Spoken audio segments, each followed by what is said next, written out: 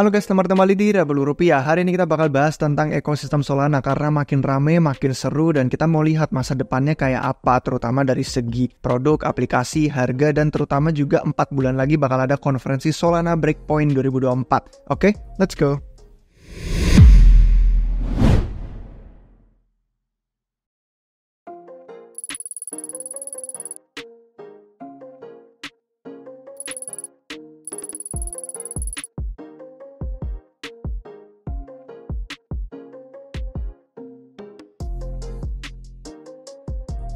Baik guys, sekarang kita bakal bahas ya tentang bulan September, 4 bulan lagi dari sekarang nih bakal ada konferensi Solana Breakpoint. Itu kan tiap tahun, tapi yang kemarin itu di Belanda, kalau yang sekarang bakal di Singapura jadi deket, makanya tim RR bakal ke sana. Kita bakal hadir untuk token 2049 sebenarnya utamanya, jadi itu tanggal 18-19, cuman 2021 karena jejer dan jarak lokasinya juga nggak begitu jauh, Marina Bay Sands sama mereka di Suntec, jadi kita kalau nggak ada halangan ya bakal hadir di sana. Yang tahun lalu itu kan Solana Breakpoint 2023 ada lebih dari 3.000 partisipan, rame banget. Dan tahun ini kita lihat ya seberapa rame dibandingin sama yang sebelumnya. Biasanya sih tiap tahun makin banyak orang. Cuman 2 hari tanggal 20 sampai 21 September itu udah ada pengumuman beberapa speaker yang bakal hadir. Yang pertama udah diumumin tuh ada kayak dari 21Co, ada dari Drip, Exchange Art, terus ada Helium, ada Camino, ada Tensor, Zeta, dan lain-lain. Jadi nanti kita tinggal tunggu announcement untuk yang berikut-berikutnya. Kira-kira ada tambahan speaker siapa lagi, karena itu kan belum tentu semuanya juga. Masih ada banyak lagi. Jadi kalau kita ngeliat memang makin ramai, makin seru. Dari sisi event, dari sisi komunitas, Solana itu makin GG. Nanti kita bakal simak lebih lanjut kenapa saya bilang gitu. Karena juga yang selain Solana Breakpoint juga ada yang namanya proyek itu berusaha untuk membantu hackathon di Solana, dan cara membantu mereka tuh bisa jadi akselerator juga, mereka bisa jadi investor juga untuk perusahaan, bisnis, dan startup kripto terutamanya yang ada di Solana. Jadi platform online mereka ini bisa untuk mencari co-founder, bisa untuk bersaing ide. Ada banyak banget builder, produk, dan pendanaan yang terkumpul, dan itu mereka namanya itu adalah Colosseum. Kalau misalkan kalian nonton videonya Introducing Colosseum di YouTube-nya, itu benar-benar keren banget, sinematik. Dia ngasih tahu tentang inovator-inovator dari zaman yang sebelumnya, dari pencipta-pencipta hal yang sekarang kita udah nikmatin gitu kan. Dan itu sebagai visi misinya Colosseum, mereka pengen untuk nyediain tempat, nyediain hackathon untuk orang-orang komunitas bisa dapat dukungan, bisa dapat modal, dan semuanya itu banyak banget yang udah terhubung lewat platform online ini. Jadi udah ada banyak yang dihasilkan dan banyak ekosistem top yang ada di Solana sekarang. Nama-nama gede yang kalau misalkan kalian sudah di Dev Solana pasti kenal semua. Itu banyak yang asal muasalnya memang lahir dari hackathon Solana. Dari karena mereka datang ke hackathon, mereka bersaing, mereka hacking, mereka coding gitu kan, terus mereka jadi sebuah proyek yang MVP, terus akhirnya dapat pendanaan dari ekosistem, mereka dapat resource dan networking yang bagus. Makanya ada yang bilang kayak ini Y Combinator-nya Solana. Ya kalau di web tuh, kalau di yang tradisional kan ada Y Combinator. Nah, pemenang hackathon terbaru itu dari hackathon yang namanya Renaissance itu udah diumumkan. Ada sekitar 8.300 partisipan dan hampir 100 negara dari 8.000 partisipan itu. Jadi banyak banget yang submit proyek, itu ada total 1.071 proyek. Nah, untuk pemenang dari hackathon online Renaissance ini yang terbesar ya sejauh ini untuk Solana. Untuk pemenangnya itu OR yang kalau misalkan kalian sudah lihat di video sebelumnya kami bahas tuh tentang mining proof of work yang ada di Solana. Terus ada beberapa proyek menarik lain yang kalau misalkan kalian lihat di blognya Colosseum langsung, kalian bisa langsung cek aja di sini aplikasi-aplikasi konsumen yang dapat menang juga dari hackathon Renaissance. Ini terbesar jadinya ya kalau ngelihat dari segi angka tadi sama hasilnya sejauh ini untuk hackathon online Solana. Nah, yang lebih ringannya, kalau misalkan kalian merasa tidak punya kemampuan untuk dari sisi tech dan bukan developer, bukan engineer, kalian bisa sih lebih ringannya itu kontribusi ke Solana Collective.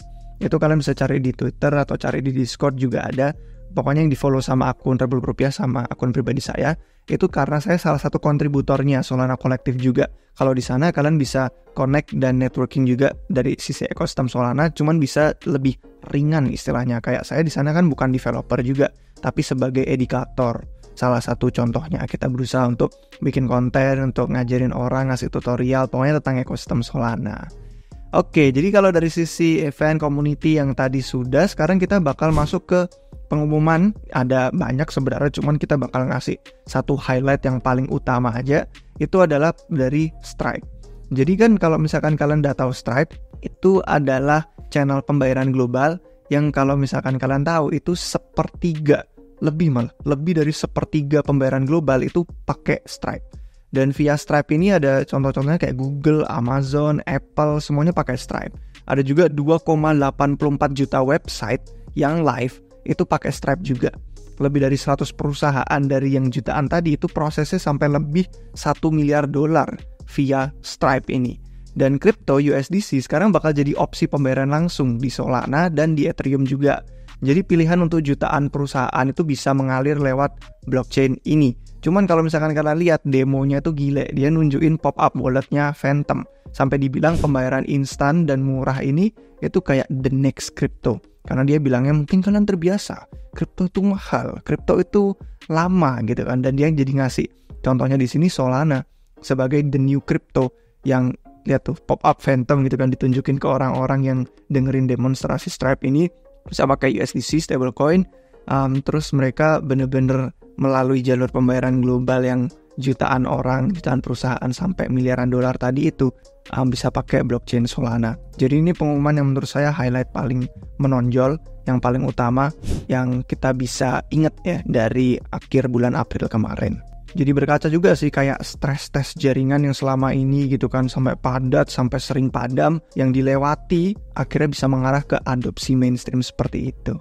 Nah sekarang kita lanjut ke harga token Sol. Pasti kan kalian juga bakal nanyain kalau memang ekosistemnya makin GG, produknya makin keren, gimana tuh dampaknya ke harga token Sol atau koin Sol. Entah bagaimana hitungannya jadi convert ke performa harga Sol, tapi yang dari pendapat kami adalah kita bisa lihat pandangan orang-orang. Karena ada beberapa yang ngasih kayak opini menarik dan kalian juga bisa komen di bawah tentang gimana kalian pikir masa depan untuk performa harga Sol.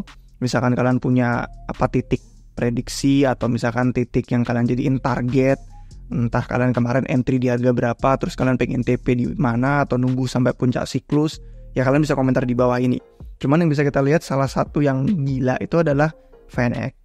Karena si VanEck tuh bilangnya katanya Sol tuh bisa sampai harganya 3.000 di tahun 2030. Cuman dia bilang sih memang.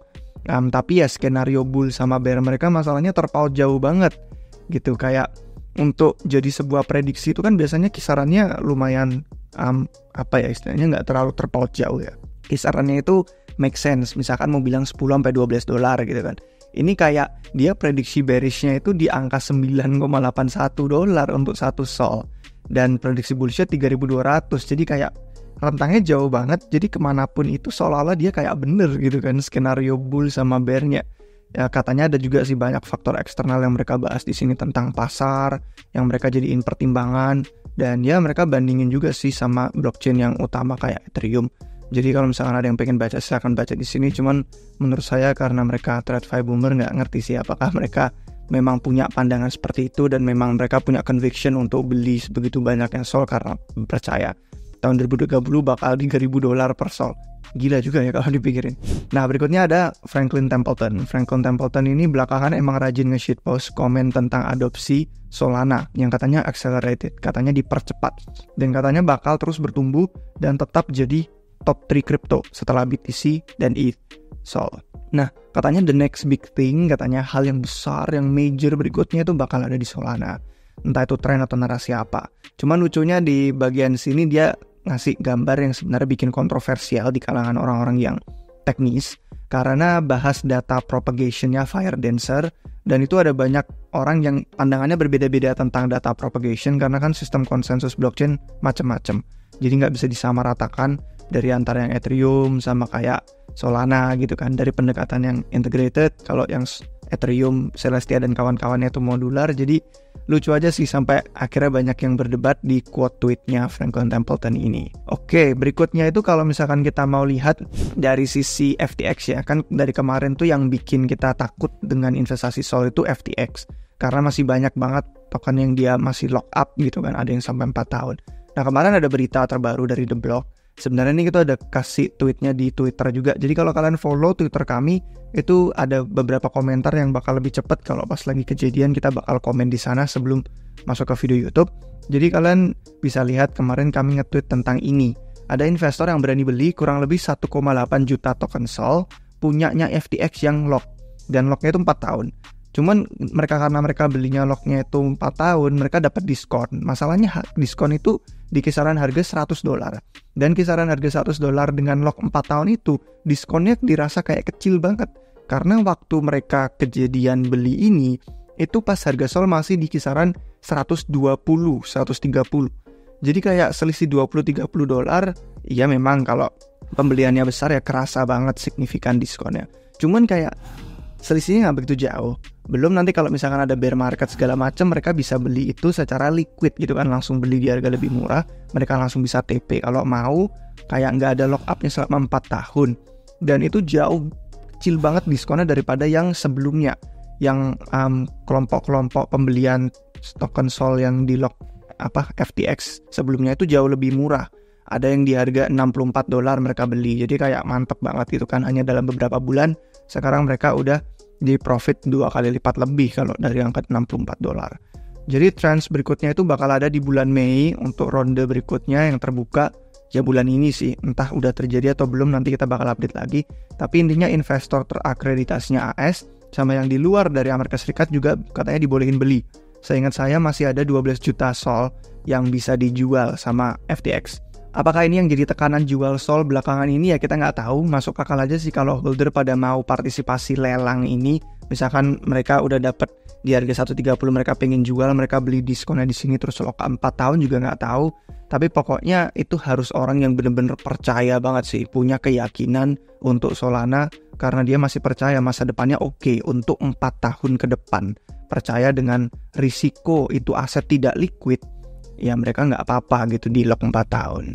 Oke, sekarang kita mau kasih recap aja dari yang video sebelumnya kan kita bahas tentang hal teknis. Ada beberapa bug yang berbeda gitu kan, yang bikin kemarin tuh sempat padat banget sampai orang nggak bisa landing transaksi. Terus meskipun masalahnya bukan soal pemadaman lagi, tapi masalah ini juga bikin orang-orang jadi frustrasi dan semua kaitannya sama isu performance blockchain mereka. Cuman yang jadi masalah itu bug-bug ini tidak kentara jelas banget. Dan tidak selalu ada juga, kadang muncul kadang enggak, dan bisa dibilang hampir random. Makanya jadi sulit untuk engineer untuk bisa mengaitkan itu dengan aktivitas on-chain tertentu. Apakah karena memes, apakah karena mining proof of work di OR. Jadi akhirnya mulai banyak asumsi kalau bug itu mungkin nggak ada, tapi masalahnya tetap ada. Jadi kayak makanya si Toli sampai bilang di sini kan, kalau masalah pemadaman itu kayak ya udah kenal bugnya di mana, di patch, terus udah blockchainnya lanjut, selesai. Tapi kalau masalah congestion, masalah kepadatan, itu bugnya itu harus benar-benar kita lihat lebih lanjut. Kayak kita harus bikin full release-nya, kita harus testing dulu. Jadi kayak untuk bisa menyelesaikan itu dengan cepat tuh hampir mustahil kata dia. Ada beberapa pihak juga sih yang fokusnya tuh di sisi teknologi. Ini kan sisi teknologi, ada juga di sisi ekonominya. Karena ya make sense juga kalau dibilang biaya yang murah itu kan jadi insentif orang untuk nge-spam gitu kan. Ada celah untuk transaksi itu jadi banyak bot yang masuk karena ya receh. Sudah ada banyak improvement dengan upgrade-upgrade tertentu. Kalau misalkan kalian lihat di keyword Solana itu video kami yang Solana rusak ini thumbnailnya kami jelasin secara lebih teknis di sini. Jadi kalau ada yang pengen nonton itu secara lengkapnya di sana ada improvement dengan upgrade-upgrade baru. Dan kalau misalkan kalian punya pertanyaan juga silakan bisa komentar aja. Nah, ilustrasi mudahnya itu yang kita jelasin di sini itu pakai ilustrasi kayak kita lagi ke bank, kayak ke rekening bank ada antrian segala macam. Saya bisa nambahin satu lagi analogi di sini untuk membantu, yaitu kayak restoran. Jadi analoginya itu kayak restoran ini lelang orang untuk ke block space-nya Solana. Nah, kalau di restoran tuh kan ada antrean di dalam, ada antrean di luar. Kalau di dalam itu antreannya untuk pesan, untuk order, misalkan waiter atau waitressnya lagi nungguin ke orang lain, lagi ada yang ke dapur, lagi ada yang nganterin makanan, minuman segala macam. Itu kan tetap ada urutannya juga, ada antreannya. Untuk order, staffnya bisa prioritasin juga, misalkan prioritas bikin makanan berkuah dulu atau keluarin minumannya dulu segala macam. Kalian udah paham. Semuanya jadi dapat kesempatan adil di dalam restoran itu. Lebih teratur, ada urutannya, ada antreannya. Tapi yang di luar antreannya itu lebih nggak teratur, karena misalkan nih itu restoran populer banget, bisa ada yang ngantre sampai ke jalan, sampai muter mengelilingi bangunan gitu kan, kadang sampai bikin macet. Terus ada juga yang orangnya tuh bener-bener rame, liar, dan mereka mungkin nggak pengen ngantri, mereka kayak komplain, mereka ngerasa kayak udah buang-buang waktu gitu kan. Ada yang pengen skip waiting list. Jadi karena nggak ada arutannya, ya kita bisa ingat di video ini udah kita bahas lebih lanjut kalau di Solana tuh nggak punya mempool, dia nggak punya ruang tunggu. Jadi semua orang bakal saling serobot antrean untuk masuk duluan. Jadi ya itu, silakan tonton lebih lanjut aja, 20 menit lebih di sini dibahas tentang sisi teknologinya yang baru terjadi kemarin. Oke, kalau dari ekosistem kita bakal ngomongin terakhir tentang aplikasi dan produk. Ada beberapa alpha menarik di sini juga, informasi untuk kalian kalau ada yang pengen cari peluang airdrop, ada yang juga pengen nyobain aplikasi-aplikasi baru. Kalian tonton ini di bagian akhir. Jadi ada banyak aplikasi selain pembayaran biasa aja yang kalau di blockchain lain tuh udah umum, kalau di Solana itu bisa lebih unggul. Meme-nya mereka sebutnya tuh OPOS, only possible on Solana. Dan secara teknis memang bisa di L1 blockchain performa tinggi lainnya, misalkan kayak Sui itu bisa ada bikin yang seperti ini. Cuman ya sejauh ini kita belum lihat di produksi. Selalu paling banyak itu kita ngeliat di Solana aja. Contohnya ada Phoenix dan OpenBook, itu Lobdex, limit order book. Kalau Drip itu compress NFT. Terus ada juga Parcel, to leverage untuk real estate. Dan ada Sanctum, itu untuk desentralisasi LSD. Dari daftar-daftar OPOS itu kita nggak kasih lengkap, karena ada beberapa yang mungkin belum disebutin. Tapi dari sisi Phoenix sendiri ini menarik, karena Phoenix kan dikembangin sama Ellipsis Labs.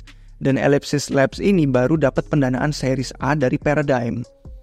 Jadi ada angel yang GG juga sih, yang lainnya yang saya lihat di sini tuh namanya keren banget, dapat dari Anatoly sendiri, dapat banyak dari research developmentnya Ethereum Foundation, Justin Drake, Mike Nuder, Tim Baiko, itu ada juga Kobe, ada Ansem, ada Merck. Jadi kalau kita ngeliat cap table-nya di sini tuh keren karena partisipasinya itu dari ekosistem Sol X Ethereum. Jadi kayak jarang banget kan biasanya kita ngeliat mereka saling berdebat, mereka saling menjatuhkan. Kali ini mereka berusaha untuk masuk di satu cap table yang sama. Dari Research Development Ethereum Foundation pun pengen tahu tentang pengembangan limit order book Phoenix yang dibangun sama Ellipsis Labs. Ya, pimpinannya juga Paradigm. Jadi keren tuh dipantau Phoenix dan Ellipsis Lab. Terus yang berikutnya tuh Sanctum sendiri baru mengumumkan program Wonderland. Dan ada konten khusus tentang spekulasi ini di dashboard member republikrupiah.com. Jadi kalau misalkan kalian mau lihat silakan lihat. Ini keren banget, saya suka brandingnya Sanctum Wonderland karena dia berusaha untuk bikin biar liquid staking di Solana itu nggak didominasi sama satu aja. Kayak contohnya di Ethereum itu Lido aja. Jadi dia berusaha untuk semua liquid staking token punya market share yang seimbang. Dan kalau misalkan kalian ikutan dengan program Wonderland ini, ada pertanyaan dan lain-lain, kita udah bahas spekulasinya di dashboard member RR. BTW juga kalau misalkan kalian belum jadi member dan pengen jadi member lifetime, itu paling worth value money-nya itu kalian minting NFT Heritage. Ada informasi lebih lanjut di deskripsi di bawah video ini. Tambahan juga bonus, ada airdrop untuk pemegang NFT Heritage. Airdrop dari partner-partner community kami ada 10 sejauh ini, dan nama-nama lain yang bakal coming soon juga. Jadi tunggu apa lagi, kalau misalkan kalian tertarik untuk minting NFT Heritage, langsung redeem. Nanti bisa kontak kami di Discord apa di Telegram untuk lifetime membership. Karena banyak banget opportunity baru yang bakal kami share, entah itu di ekosistem Solana, di ekosistem lain, bakal yang baru-baru akan muncul. Alpha-alpha bagus itu bakal kami share di republikrupiah.com untuk members. Jadi kalau nggak mau subscription misalkan tiap 3 bulan atau tiap setahun pengen paling worth value money-nya, ya minting NFT Heritage itu. Karena terbatas, cuma ada 1000 NFT-nya doang, jadi cepat-cepat dia dapat. Nah, lucunya lagi tentang si Sanctum ini, yang bikin si Lee, ini kan habis diwawancara ya di episode terbarunya Lightspeed. Ini salah satu podcast favorit saya. Dia lucunya pakai mikrofon karaoke gitu. Jadi bikin orang ketawa juga di Twitter gitu. Biasanya kalau di podcast kan mereka pakai mikrofon antara Shure atau mereka pakai boom arm, terus merek model apapun lah. Dan dia pakai mikrofon karaoke terus dia pegangin begitu kan, kayak gigi kan, lucu gitu. Jadi secara umum memang data fundamental Solana, kalau misalkan kita lanjutin nih ke topik berikutnya, dibandingkan sama Ethereum tuh semakin bagus. Dan udah nggak perlu kita debat lagi soal kayak filosofi, teknis segala macam. Lihat aja datanya, ini user gitu kan, ini ketertarikan orang. Perbandingan L1, metrik-metrik on-chainnya semakin meningkat karena memang ya orang tertarik dengan kemajuan ekosistem Solana ini. Jadi Mungkin kedepannya bisa kita bahas lebih lanjut, tapi kemarin seingat saya udah ada episode dari Bluedy khusus tentang membandingkan Solana Ethereum dari sisi metrik on-chain dan fundamental datanya. Kalau dari ekosistem kan kita pasti ngomongin soal airdrop juga ya, karena ada banyak produk dan token di Solana yang ada belum punya token, ada yang udah launching tahun ini. Jito launching tahun lalu itu memicu gerakan yang positif juga. Kalau misalkan kita lihat ya dari pergerakan harganya ya ada banyak banget sih, ini ada Jupiter, ada Wormhole, ada Pyth, ada Camino, ada Tensor, ada Parcel. Ini semua saya sebutinnya urutinnya berdasarkan market cap sih. Cuman ya kalau kita lihat price performance, nggak semuanya setelah airdrop tuh langsung kuat banget gitu kan. Ada yang dalam sisi positif setelah airdrop, ada yang dari sejak launch tuh masih lumayan tertekan harganya, belum dapat kesempatan untuk pumping. Yang berikutnya itu bakal ada drift protocol, udah ada eligibility checkernya. Jadi kalau misalkan kalian pengen lihat, silakan langsung ke akun officialnya. Hati-hati sama link phishing. Nah, untuk yang sudah nonton ini 9 bulan lalu ya, kayak lama banget sejak sebelum proyek-proyek tadi airdrop, sejak sebelum proyek-proyek tadi muncul ke pasar. Ini kita udah bahas kebangkitan DeFi Solana, peluang airdrop 9 bulan lalu. Jadi misalkan kalian mau, coba tengok lagi, siapa tahu ada dari video-video lama ini yang mungkin kelewatan, masih belum punya token, atau mungkin masih nunggu kayak mereka belum launching, atau misalkan ada yang dari kalian untung dari informasi ini, kalian bisa komen di bawah. Karena saya benar-benar merasa appreciated banget sih kalau misalkan informasinya itu bermanfaat untuk kalian. Nah, terus habis itu untuk narasi Depin AI gitu kan, ada Grass, itu yang lumayan viral juga, scraping data internet untuk training AI. Terus ada juga Ionet, habis kena FAT kemarin gara-gara mereka katanya nggak bener-bener decentralized untuk GPU-nya yang lagi pengen mereka bangun. Tapi ya mereka lanjut aja sih untuk konekin GPU-GPU buat komputasi AI juga. Jadi Depin ini infrastruktur yang ada di dunia nyata dibikin untuk training model AI. Menarik sih menurut saya, narasi AI itu yang paling masuk akal dibandingkan sama narasi lainnya. Jadi satu lagi yang baru tuh Arcium, kurang tahu saya cara bacanya, tapi pokoknya mereka baru aja nih saya masukin watchlist minggu lalu. Kemarin dapat pendanaan angel investor dari Kioni Hon, dari Monad. Jadi menarik gitu untuk saya, karena semua ini tentang proyek Depin yang bisa digunakan untuk keperluan AI, narasi yang legit. Jadi itu beberapa nama yang bisa kalian pantau. Terakhir juga ada hari ini banget pas saya nyiapin skrip, ada Bonsol Verifiable Compute, saya baru ketemu artikelnya. Jadi saya baru lihat, belum sempat baca itu tentang apa. Tapi kalau misalkan ada yang tertarik pengen baca, sama-sama kita masukin daftar pantauan. Nanti berikutnya kita bakal bahas kalau udah tahu itu tentang apa. Oke, terus Jito, memang mereka yang udah sukses ya, selain berhasil bangun klien untuk solusi MEV, mereka nawarin LST, mereka juga ada pengumuman tertarik untuk infrastruktur restaking yang lagi hype, terinspirasi ekosistem Ethereum sama Eigenlayer. Selain Jito ada juga kayak di sini dibahasnya ada Cambrian, ada juga Solayer. Coba saya lihat. Nah, ini Cambrian, ada Solayer, terus ada Picasso juga. Cuman ya memang sih yang namanya restaking tuh masih skeptis saya, karena belum tahu kegunaannya untuk apa di Solana. Kan blockchainnya lebih mumpuni daripada Ethereum. Di Ethereum aja masih belum jelas kegunaannya restaking itu apa. Karena yang pasti kita lihat dari sisi liquid staking itu ekosistemnya Solana jauh lebih seimbang sih, lebih balance, lebih bagus. Jadi visi yang dipengenin sama Sanctum program Wonderland tadi itu lumayan udah kita bisa lihat ya. Jito yang paling sukses banget, dan masih ada potensi untuk integrasi DeFi yang lainnya, masih belum dieksplor sama Solana juga banyak. Cuman ini dashboard liquid stakingnya kelihatan bagus sih, positif kalau dibandingin sama Ethereum yang didominasi sama Lido. Nah, cuman gimana nih menurut kalian guys? Untuk Fire Dancer dan lain-lain kita bakal bahas lebih lengkap di episode khusus teknis, karena buat semua orang belum tentu menarik, jadi bisa dirasa mungkin membosankan. Yang pasti sih kalau ada yang pengen nonton lebih lanjut, 2 minggu lalu ini ada wawancara sama Anatoly dan Lucas Broderi. Kalau di Twitter tuh dia Buffalo. Jadi bahas nih tentang Solana Endgame, tentang tujuan akhir Solana, masa depannya pengen jadi kayak apa. Jadi kurang lebih itu guys untuk video hari ini. Kalau misalkan bermanfaat, jangan lupa kasih jempol. Terima kasih untuk yang sudah nonton sampai akhir. Jangan lupa subscribe biar gak ketinggalan video baru dari kami. Oke guys, sampai jumpa di episode berikutnya. Cheers!